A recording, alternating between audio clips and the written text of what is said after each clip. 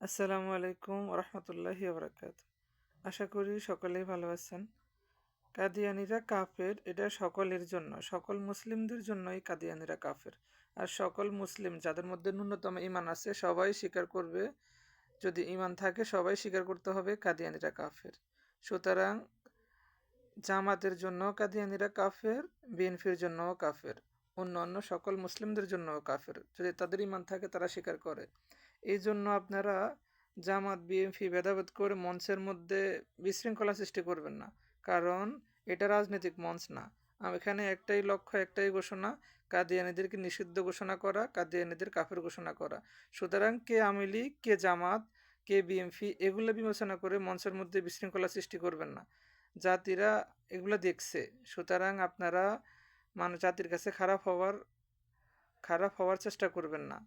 সব কিছু বিবেচনা করে মঞ্চে যারা উপবিষ্ট আছেন সব কিছু বিবেচনা করবেন।